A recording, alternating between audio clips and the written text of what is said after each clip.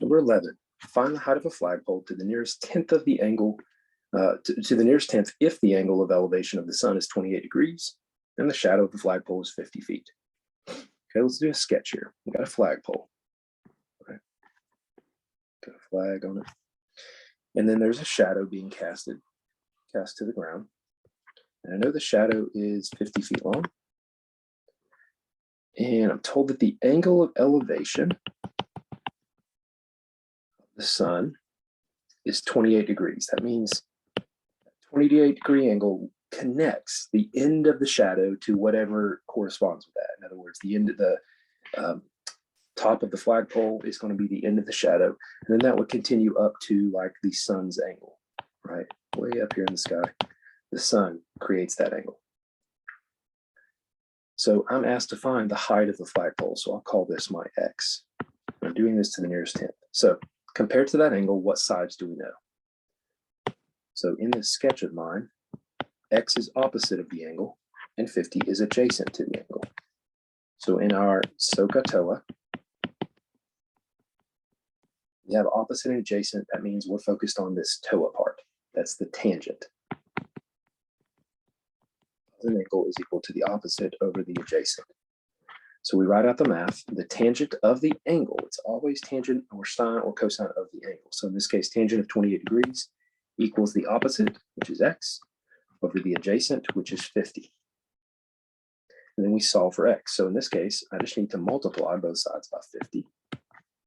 Sometimes you may need to solve for the value on the bottom. Remember, if the X was on the bottom in this case, we would swap it with whatever is on the other side and then do the simplification from there. But if the value you're looking for is on the top, just multiply both sides by that number.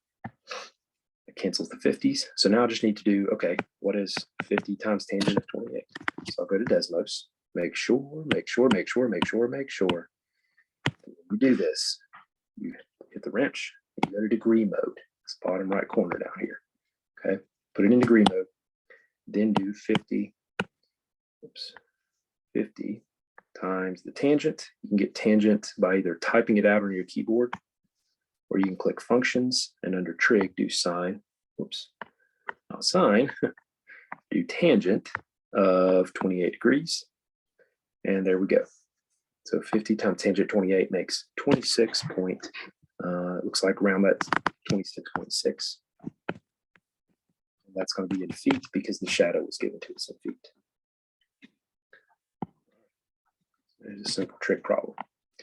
Now number 12, AD equals 8 square root of 3.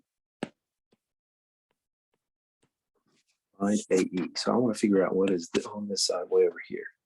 This is a lot like that trigonometry pileup you guys did right before Thanksgiving break when we were doing these. So 8 square root of 3, all right, that's going to be not too difficult to use because notice it's opposite of the 60 degree angle, which tells me this right here is a 30, 60, 90 triangle. And in all 30, 60, 90 triangles, if X is the side across from the 30 degree angle, the smallest side, then the side across from the 60 is just X times the square root of 3. And then the hypotenuse would be double that shortest side, double the X side. So I know the side across from the 60 in this triangle is 8 square root of 3. That makes this one just 8. And then the hypotenuse would be twice that long, which would be 16. So not too bad. Then we go to this middle triangle. I see a 45 degree angle here. Well, that means this is also a 45 degree angle. And so the opposites, the legs are going to be the same. It's an equilateral triangle, or excuse me, not equilateral, isosceles triangle. So the two legs are both 16. And then anytime we have a 45, 45, 90 triangle, 45, 45, 90, then the hypotenuse is equal to the leg times the square root of 2. So this is just 16 times the square root of 2. All right, and then this last one is also a 30, 60, 90 triangle. This time, the side that we know across from the 60 is 16 square root of 2. That's not quite as easy to work with. But if I kind of blow this one up and draw it again, 16 square root of 2, definitely not drawn to scale. But I know that this side down here, if this was X, then this would be X times the square root of 3.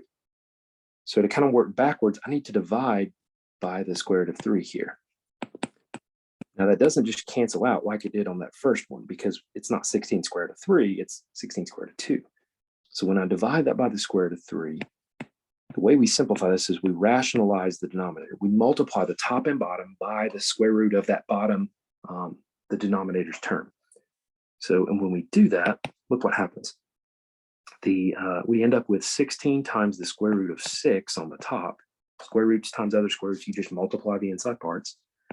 And then on the bottom, square root of 3 times square root of 3 becomes the square root of 9, which is just 3. So this becomes 16 square root of 6 over 3 down here. That's our x term, or the side that's across from the 60 degree, or the 30 degree angle, excuse me. This will be 16 square root of 6 over 3. Now that I know the short side, the hypotenuse, the longest side, is just double that. So if I multiply all this by 2, remember, anytime you double a fraction, you're just doubling the numerator. You leave the denominator alone. So that the top will become 32 square root of 6 over 3. And you just multiply the front part by the 2. You don't multiply the inside of the square root. That does not happen unless you're multiplying by another square root. So 32 square root of 6 divided by 3. We can't really simplify that anymore because 32 doesn't divide by 3. So that would be our final answer there. And now that's number 11 and number 12.